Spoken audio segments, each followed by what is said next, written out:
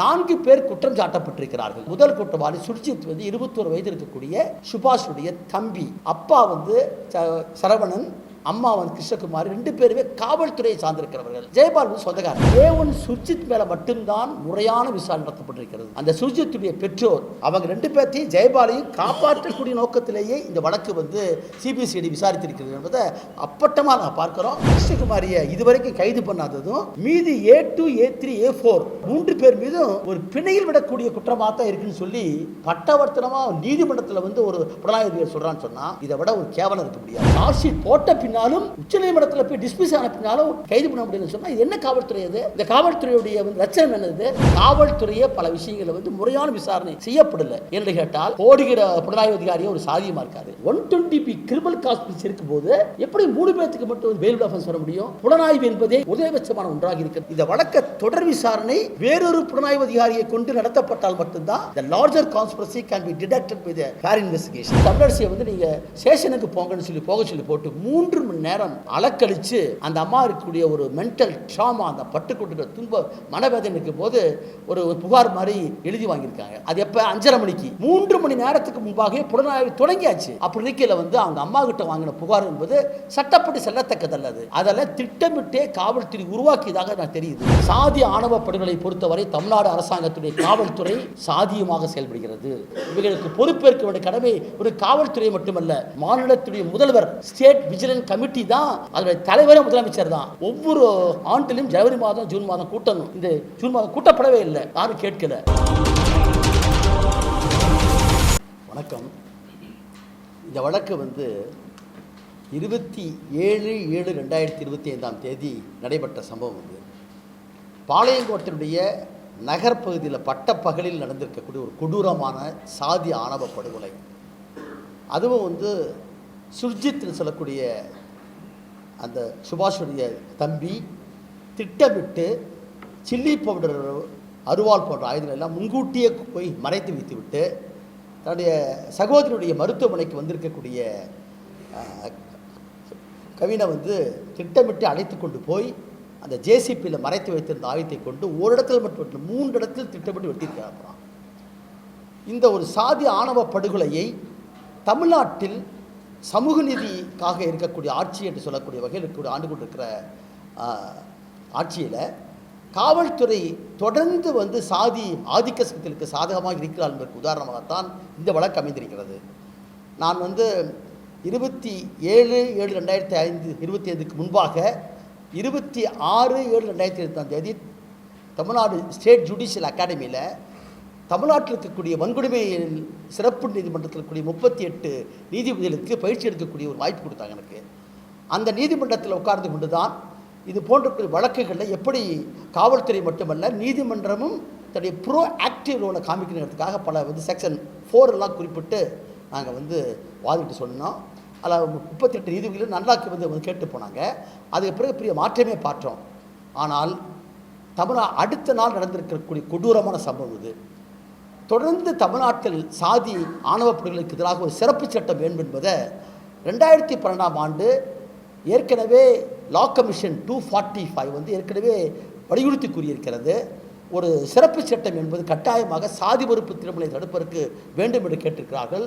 அதற்கான ஒரு மசோதாவும் கூட ராஜ்யசபாவில் போடப்பட்டது. ஆனால் தமிழ்நாட்டில் ராஜஸ்தானை தவிர இங்கே வரல. தமிழ்நாட்டை பொறுத்தவரை எவிடன்ஸ் போன்றிருக்கிற அமைப்புகள் எல்லாம் தொடர்ந்து வழக்கறிஞர்கள் மற்றும் இருக்கக்கூடிய எக்ஸ்பர்ட்ஸ் எல்லாம் வச்சு தமிழ்நாட்டிற்கு இந்தியா முழுக்க இருக்கக்கூடிய 24 மாநிலத்தில் ஆய்வு செய்து ஒரு டிராஃப்ட் ரிப்போர்ட்டே கொடுத்துருக்குறோம்.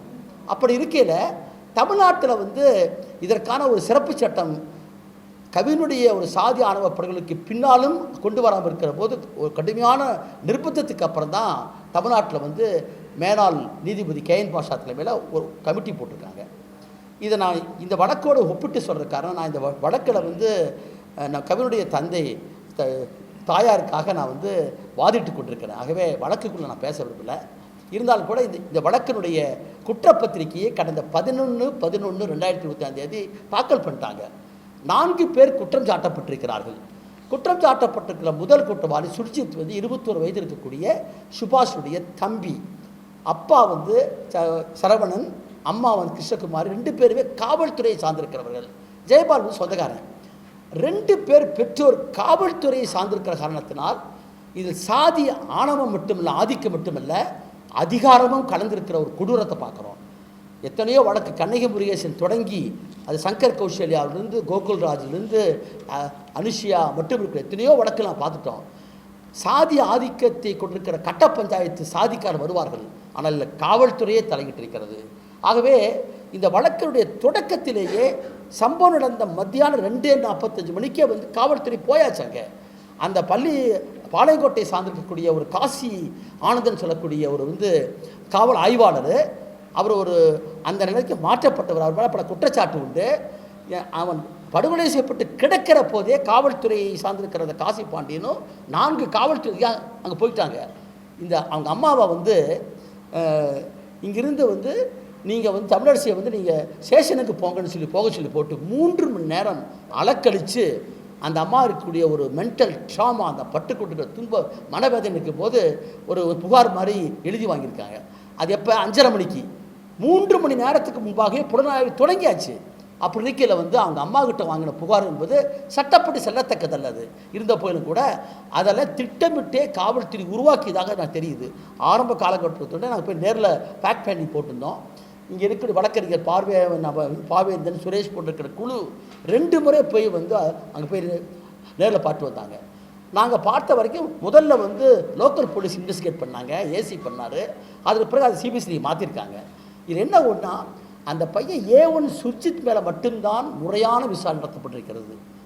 இந்த காவல்துறையை சார்ந்திருக்கிற அந்த சுர்ஜித்துடைய பெற்றோர் அவங்க 2 பேரும் காவல்துறை சார்ந்திருக்கிற காரணத்தினாலேயும் அந்த வழக்கு திட்டமிட்டே டைல்யூட் பண்ணுற மாதிரி செஞ்சுருக்காங்க. இந்த சட்டம் என்பது 1989ஆம் ஆண்டு ஒரு சிறப்பு சட்டமாக வந்தது. ஆர்டிகிள் 17 பொறுத்த வரைக்கும் தீண்டாமை ஒழிக்கப்பட்டு விட்டு சொல்லக்கூடிய ஒரு அற்புதமான ஒரு பிரிவை நாம் உண்டாக்கியிருக்கிறோம். ஆனால் அது நடைமுறைப்படுத்துறதுக்கே ஒரு சிறப்பு சட்டம் 89 வந்தது. 2014 தான் மீண்டும் வலுப்பட்டது. ஆனால் நடைமுறையில் பார்த்தீங்கன்னா காவல்துறை அரசு செய்கிறதுக்கு காரணம் அவைகள் சாதியமாக இருக்கின்றன. துரதிருஷ்டவசம் தமிழ்நாட்டில் சமூக நீதிக்காக போராடி கொண்டிருக்க ஆட்சி என்பது நம்ம சந்தேகம் இல்லை. இன்றைக்கி சென்ட்ரல் கவர்மெண்ட்டை எழுத்து போராடுகிற போது, ஆனால் இது போன்றிருக்கிற சாதி தலித் மக்கள் நடத்தக்கூடிய கொடுமைகள், அவைகள் இணைக்கப்படக்கூடிய ஒரு அநியாயமான கொடுமைகளில் காவல்துறை மெத்தனமாக இருக்கிறது. தமிழக அரசு கண்டுகொள்ளாமல் இருக்கிறது தான் குற்றச்சாட்டு. இப்போ மேனாள் நீதிபதியை கொண்டு ஒரு நபருக்கு பஷீர் போட்டிருக்கீங்க. எதற்காக? ஏற்கனவே டிராப்ட் கையில் இருக்குது. கர்நாடக மாநிலத்தில் இப்போ சட்டம் வந்தாச்சு. இவங்களுக்கெல்லாம் காரணம்னா தமிழ்நாடு அரசாங்கம் ஏற்கனவே முதலமைச்சர் தலைமையில் ஒரு மாநில விஜிலன்ஸ் கமிட்டி இருக்குது, மாவட்ட அளவில் கமிட்டி இருக்குது, கோட்டாட்சியர் கமிட்டி இருக்குது, நோடல் ஆஃபீஸர் இருக்கார். இவ்வளவு இருந்தும் கூட தமிழ்நாட்டில் நடத்தக்கூடிய சாதிய ஆணவ படுகொலைகள் எப்படி புலன் விசாரணை செய்யப்படுகிறதுக்கு இது ஒரு உதாரணம். நான் நடத்திருக்கிற பல வழக்குகளில் மேலவள வழக்கு தொடங்கி கோகுல்ராஜ் வரைக்கும் இப்போ வர்ஷிப்ரியா கோயம்புத்தூரில் நடந்த வழக்கு வரைக்கும் என்ன பார்க்குறோம்னா, காவல்துறையே பல விஷயங்களை முறையான விசாரணை செய்யப்படலை என்று கேட்டால் செக்ஷன் 7 ரூல் 7/1 போட்டிருக்காங்க. இது போன்று இருக்கக்கூடிய வழக்குகளில் காவல்துறை இந்த துணை கண்காணிப்பாளருடைய ரேங்கில் தான் போடணும் மட்டுமல்ல, இந்த சட்டத்தில் அவருக்கு போதிய அறிவும் அனுபவம் இருக்கணும். வித் நாலேஜ் இந்த ஆக்ட்னு சொல்கிறான். இந்த சட்டத்தில் அனுபவம் அறிவு இருக்கிறத போடணும். ஆனால் போடுகிற புலனாய்வு அதிகாரியும் ஒரு சாதியமாக இருக்காது. ஆகவே தான் இந்த வழக்கில் உயர்நீதிமன்றத்தில் நாங்கள் வழக்காடுறோம். நீதிபதி விக்டோரியா அவர்கள் முன்னிலையில் வெறும் வாரண்ட் ரீகாலுக்கு போடுறோம். உங்களுக்கு எல்லாருக்கும் தெரியும், இந்த சட்டத்தை பொறுத்தவரைக்கும் முன்ஜாமீன் கிடையாது. There is no anticipatory bail என்ற 438 பழைய சிஆர்பி இருக்கிறது கிடையாது. 18A பூத்தப்பட்டிருக்குது. அப்படி இருக்கையில் ரீகால் ஆஃப் வாரண்ட் போடுறாங்க.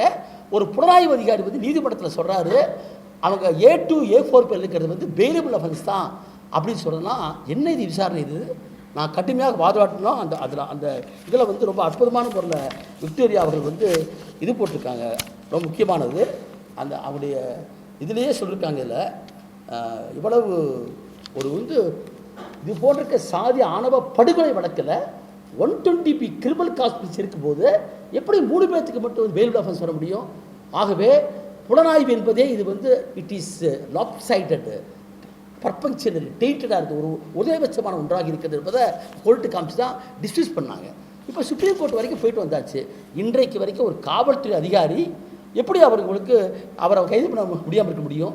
அப்போ தமிழகத்தினுடைய காவல்துறை பார்க்குறோம். இன்றைக்கி என்கவுண்டர் டெத்தில் மோதல் படுகொலைகளில் காவல்துறை சித்திரவதைகளில் மட்டுமல்ல ஆணவப்படுகொலை வழக்குகளிலுமே காவல்துறையினுடைய கடமையை ஆற்ற மறுக்கிறது என்பதை மக்களுக்கு கொடுக்குறதுக்காக தான் இந்த வழக்கில் வந்து சார்ஜ் ஷீட் போட்ட பின்னாலும் உச்சநீதிமன்றத்தில் போய் டிஸ்மிஸ் ஆன பின்னாலும் கைது பண்ண முடியும்னு சொன்னால் இது என்ன காவல்துறை அது? இந்த காவல்துறையுடைய வந்து லட்சணம் என்னது என்பதை மக்கள் மத்தியில் கொண்டு போகிறதுக்காக சொல்கிறேன். நான் வந்து மற்றபடி அதுக்குள்ளே போகிறோம்ல. இந்த வழக்கை வந்து ஒரு ஸ்பெஷல் இன்வெஸ்டிகேட்டிங் டீம் போட்டு அவங்களிடத்தில் ஒப்படைத்து மீண்டும் தொடர் விசாரணை பண்ணணும். அப்படி பண்ணால் மட்டும்தான் லார்ஜர் கான்ஸ்பிரசி ஏற்கனவே சுப்ரீம் கோர்ட்டில் பகவந்த் சிங் வர்சஸ் என்சிடி டெல்லிங்கிற கேஸில் தெளிவாக சொல்லியிருக்காங்க. இது போன்றிருக்கிற வழக்குகள் ஆணவப்படுகொலை வழக்குகள் வந்து அரிதிலும் அரிதான வழக்காக இருக்கிற காரணத்தினால் இந்த வழக்குகளை வந்து மிக முறையாக வசூல் பண்ணிருக்கிறாங்க. சுப்ரீம் கோர்ட் 2021 சந்திரசூட் சொல்லியிருக்காரு, பாம்பே கேஸில் சொல்லியிருக்காரு. இந்த மாதிரி ஆணவப்படுகொலைகளுடைய வழக்கில் புலன் விசாரணை நீர்த்து போவதற்கே காரணம் வந்து காவல்துறை தான் சொல்லியிருக்காரு. அவே காவல்துறை முறையாக செயல்படவில்லை என்பதை பல முறை சொல்லியும் கூட நீ செய்ய மாட்டேங்கிறீங்க. தமிழ்நாட்டில் இடதுசாரி இயக்கங்கள் கம்யூனிஸ்ட் கட்சிகளும் விடுதலை சிறுத்தை அமைப்பை போட்டிருக்கிறவர்களும் போய் முறையாக வாதிட்டு போராடம் காட்டி தான் இப்போ வந்து கேஎன் பாஷா தலைமையில் ஒரு குழு போட்டிருக்கீங்க. வெத்தலமாக அது தேவையே இல்லை. நேரடியாக நீங்கள் டிராஃப்ட் இருக்குது நீங்கள் போட முடியும். ஆகவே நாம் என்ன கேட்கணும்னா, ஒரு வழக்கறிஞராக இது போன்ற ஆணவ பிரிவுகளில் தமிழ்நாடு முழுக்க நாங்கள் போராடுறோம். இப்போ பாருங்கள், நேற்று முன்தினம் 31ஆம் தேதி அன்னைக்கு கடலூர் மாவட்டம் விழுப்புரத்து இருக்கிற மேல்பாதி மலவனூர் கிராமத்தில் ஜெசி பிரியான்னு சொல்லக்கூடிய ஒரு தலித் பெண்ணு, அவரை திருமணம் லவ் மேரேஜ் பண்ணுறாரு. 3 மாதத்திலேயே வரதட்சணை கொடுமை பண்ணி அந்த பொண்ணு ஃபோன் பண்ணி சொல்கிறான் 100க்கு சொல்லி போலீஸ் வரணும். ரோட்டில் சண்டை போடுறான் அந்த அம்மா. அது ஒரு குடும்ப பிரச்சனை சொல்லிட்டு போயிட்டான் போலீஸ்காரன். இப்போ அந்த பொண்ணு தற்கொலை பண்ணிட்டாங்க. வந்து அது ஒரு தற்கொலை அல்ல, அது ஒரு சாதி ஆணவ படுகொலை. அது வந்து அப்போ தொடர்ந்து தமிழ்நாட்டில் நடந்து கொண்டிருக்கக்கூடிய சாதி ஆணவ படுகொலையை தடுக்காவிட்டால் சமூகத்தை பற்றியவருக்கு எந்த விதமான ஒரு இலக்கம் கிடையாது. ஆகவே இந்த செய்தியாளர்களுடைய சந்திப்பில் நான் வந்து பெருமதிப்போடு கேட்டுக்கொள்வேன். காவல்துறையினுடைய இந்த ஊடகங்களுடைய பணியாளத்தான் நான் பல வழக்குகளை வந்து அம்பலத்துக்கு கொண்டு வந்தோம். வந்து அவினாசியில் ஒரு பாப்பாளர் ஒரு தலித் பெண்மணி சத்துணவு வைப்பாளர் சோறு சமைக்க விடாமல் இருந்தாங்க. உங்கள் மாதிரி ஊடகத்தினால தான் அதை அம்பலப்படுத்தி தண்டனை வாங்கி கொடுக்க போச்சு. கோகுல்ராஜ் வழக்கில் வந்து உங்களை போன்ற ஊடகத்துடைய ஒருத்தர் நிருபராயத்தில் வந்து பயிற்சி போட்டு தான் சாட்சியே இல்லாத வழக்கில் வந்து வெற்றி பெற்று கொடுத்தோம். ஆகவே நான் செய்தி ஊடகர்களுக்கும் என்னுடைய பத்திரிகையாளர்களும் கேட்டுக்கொள்வேன். சாதி ஆணவ படுகொலை பொறுத்தவரை தமிழ்நாடு அரசாங்கத்துடைய காவல்துறை சாதியமாக செயல்படுகிறது. அந்த சட்டத்துடைய ஆன்மாவை புரிந்து கொண்டு செயல்பட வேண்டிய பொறுப்பு உண்டு. இவர்களுக்கு பொறுப்பேற்க வேண்டிய கடமை ஒரு காவல்துறை மட்டுமல்ல, மாநிலத்துடைய முதல்வர் ஸ்டேட் விஜிலன்ஸ் கமிட்டி தான், அதனுடைய தலைவரே முதலமைச்சர் தான். ஒவ்வொரு ஆண்டிலும் ஜனவரி மாதம் ஜூன் மாதம் கூட்டணும். இந்த ஜூன் மாதம் கூட்டப்படவே இல்லை, யாரும் கேட்கல. ஆகவே செய்தியாளர்களிடத்தில் நான் கேட்குறோம், இந்த தமிழ்நாடு அரசாங்கத்தோடு நாங்கள் வந்து மத்திய அரசாங்கத்தை எதிர்த்து போரிட போது உடன் நான் நிற்கிறோம். அதே சமயத்தில் சாதி என்பது சமூகத்தை பிடித்திருக்கிற மிகப்பெரிய துரோக செயல்னு சொல்கிறாரு சுப்ரீம் கோர்ட். நம்முடைய தமிழ்நாட்டுடைய நீதிபதி வரச்சக்கரன் சொல்கிறாரு, nation is enemy of the நேஷன்கிறார். ஒரு ஜாதி என்பது தேசத்தினுடைய துரோகிங்கிறார். அதை ஒழிக்கப்படாவிட்டால் ஒன்றுமே கிடையாது. ஆகவே உடனடியாக அந்த வந்து இந்த சாதி மறுப்பு திருமணத்தை தடை செய்யக்கூடிய சிறப்பு சட்டத்தை கொண்டு வர வேண்டும் என்பதும், அதோடு இந்த வழக்கை பொறுத்தவரை ஒரு சிறப்பு புலனாய்வை அமைத்து தொடர் விசாரணை செய்ய வேண்டும் என்பது எங்களுடைய கோரிக்கை.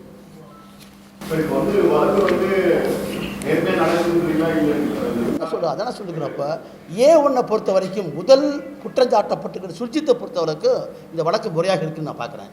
ஏன்னா இப்போ சார்ஜ் ஷீட் போட்டாங்க, 11 போட்டாங்க.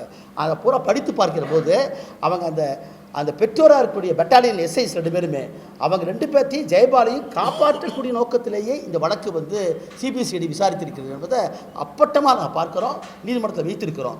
ஆகவே இந்த வழக்கை தொடர் விசாரணை வேறொரு புலனாய்வு அதிகாரியை கொண்டு நடத்தப்பட்டால் மட்டும்தான் the larger conspiracy can be detected by the வந்து ஃபேர் இன்வெஸ்டிகேஷன் அப்படின்னு கேட்குறோம். ஆமாம், இல்லை இருக்குது. இந்த விசாரணையிலேயே அவங்க வந்து சார்ஜ் ஷீட்டில் போட்டிருக்காங்க. 2023ஆம் ஆண்டே இவருடைய காதலை பற்றி தெரிந்து கொண்டு ஜெயபால் மூலிமா தடுக்க முயற்சி பண்ணியிருக்காங்க.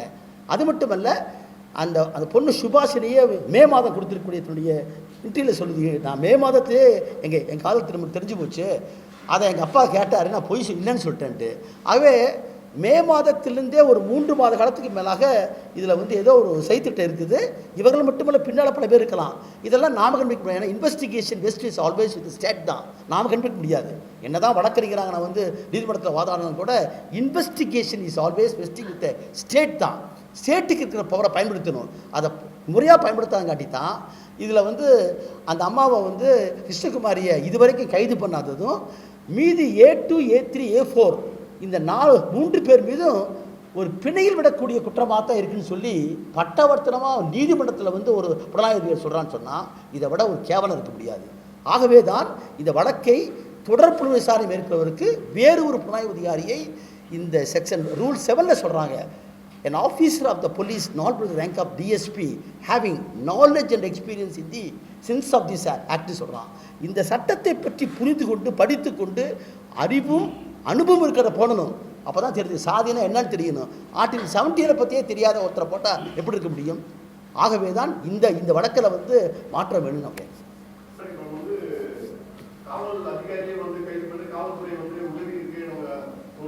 நம்ம ஆமாம், அப்படியெல்லாம் கிடையாது. காக்கி சட்டை கருப்பு சட்டை போட்டால் நம்மளுக்கு சாதி கிடையாது. முதல்ல சாதி மதம் கிடையாது. கான்ஸ்டிடியூஷன் தான், செக்குலர் லா தான் எப்போறாமே. ஸோ என்ன சொல்கிறேன்னா, இதில் எப்படி ஒரு தப்பு இருக்கான்னு சொல்கிறேன். இப்போ வந்து சட்டத்தில் வந்து 7 ஆண்டுகளுக்குள்ளே தண்டிக்கக்கூடிய குற்றமாக இருந்ததுன்னா சுப்ரீம் கோர்ட் சொல்லுது, அர்னேஷ்குமார் கேஸ் சொல்லியிருக்குது. இப்போ சட்டம் வந்தாச்சு, 7 ஆண்டுகள் தண்டிக்கக்கூடிய குற்றத்தில் மட்டும்தான் ஒரு அரஸ்ட்டு தேவையில்லை, சம்மன் கொடுத்து விசாரிக்க சொல்கிறாங்க. Section 35(1)B of the BNSS சொல்கிறது, பழைய 41A. ஆனால் ஒரு கொலை குற்றம், சாதி ஆணவ கொலை குற்றம், இது 120B இருக்கிற கேஸு. இந்த கேஸில் எப்படி ஒரு எஸ்ஐயை வந்து சம்மன் கொடுத்து விசாரிப்பீங்க? அது ஒன்று பத்தாதா வந்து ஒரு பானை சோத்துக்கு இன்றைக்கி பதங்கிற மாதிரி நீ வந்து எப்படி ஒரு 120Bயில் இருக்கக்கூடிய சாதி ஆணவ படுகொலை வழக்கில் தூக்கு தண்டனையும் ஆயுள் தண்டனையும் கொடுக்கக்கூடிய வழக்கில் வந்து சம்மன் கொடுத்து விசாரித்து விட்டேன்னு சொல்லலாம். அப்போ இது காவல்துறையை சார்ந்திருக்கவில்லை என்ற காரணத்திற்காகவே துணை போகிறது. அதை தடுக்க வேண்டிய அரசு மெத்தனமாக இருக்குங்கிறத நீங்கள் வந்து கவலை. ஆமாம், இல்லை, நாங்கள் அதுக்கான நடவடிக்கை எடுக்க போகிறோம். முறையாக அவங்க அம்மா வந்து இவங்க சரவணனும் கிருஷ்ணகுமார் அவர்களும் முறையீடு கொடுத்துருக்காங்க. இந்த முறையீட்டின் பேரில் பதில் வரவில்லை என்று சொன்னால், இப்போ மக்கள் மன்றத்துக்கு முன்னால் ஊடகவியலாளர் முன்னால் வந்து உண்மையறிவு கொண்டு வருவதற்கு நடத்திக்குள்ள வந்து சொல்லியிருக்காங்க. இதற்கு பின்னே வரவில்லை என்று சொன்னால் நீதிமன்றத்தின் மூலமாக அதற்குரிய உரிய நடவடிக்கை நாங்கள் எடுப்போம்.